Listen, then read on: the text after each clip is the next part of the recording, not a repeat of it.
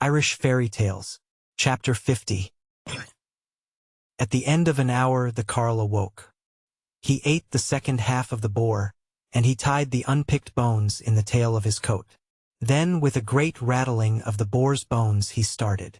It is hard to tell how he ran or at what speed he ran, but he went forward in great two-legged jumps, and at times he moved in immense one-legged, mud-spattering hops, and at times again with wide-stretched, far-flung, terrible tramping, space-destroying legs he ran.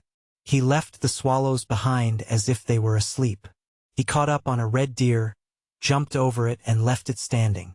The wind was always behind him, for he outran it every time, and he caught up in jumps and bounces on Cale of the Iron, although Cale was running well, with his fists up and his head back and his two legs flying in and out so vigorously that you could not see them because of that speedy movement.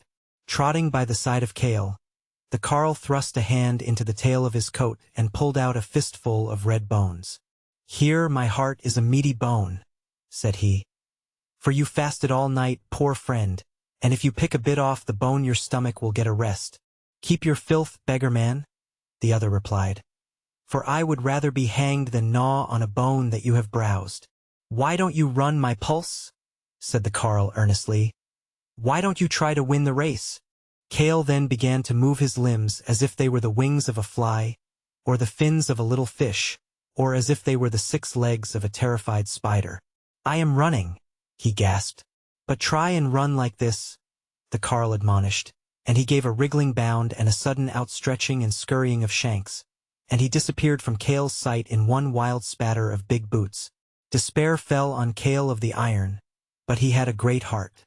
"I will run until I burst," he shrieked. "And when I burst, may I burst to a great distance, and may I trip that beggar man up with my burstings and make him break his leg." He settled then to a determined, savage, implacable trot. He caught up on the carle at last, for the latter had stopped to eat blackberries from the bushes on the road, and when he drew nigh, Cale began to jeer and sneer angrily at the carle. "Who lost the tails of his coat?" he roared. "Don't ask riddles of a man that's eating blackberries," the carle rebuked him. "The dog without a tail and the coat without a tail," cried Cale. "I give it up," the carle mumbled. "It's yourself, beggar man," jeered Cale. "I am myself," the carle gurgled through a mouthful of blackberries. "And as I am myself, how can it be myself?" "That is a silly riddle," he burbled. "Look at your coat, tub of grease." The carle did so. "My faith," said he, "where are the 2 tails of my coat?" "I could smell one of them, and it wrapped around a little tree 30 miles back," said Cale. "And the other one was dishonoring a bush 10 miles behind that."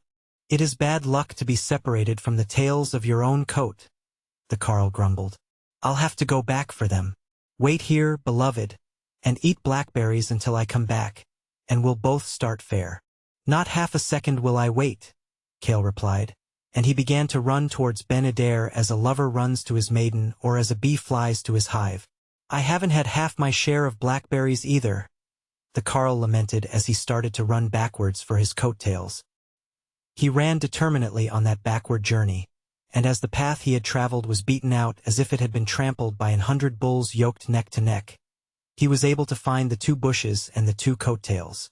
He sewed them on his coat. Then he sprang up, and he took to a fit and a vortex and an exasperation of running for which no description may be found. The thumping of his big boots grew as continuous as the pattering of hailstones on a roof, and the wind of his passage blew trees down. The beasts that were ranging beside his path dropped dead from concussion, and the steam that snored from his nose blew birds into bits and made great lumps of cloud fall out of the sky. He again caught up on Cale, who was running with his head down and his toes up.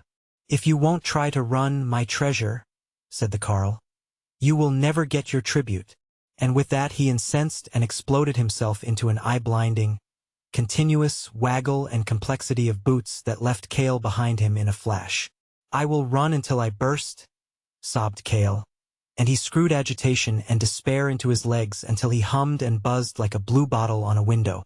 5 miles from Ben Adair the carle stopped, for he had again come among blackberries.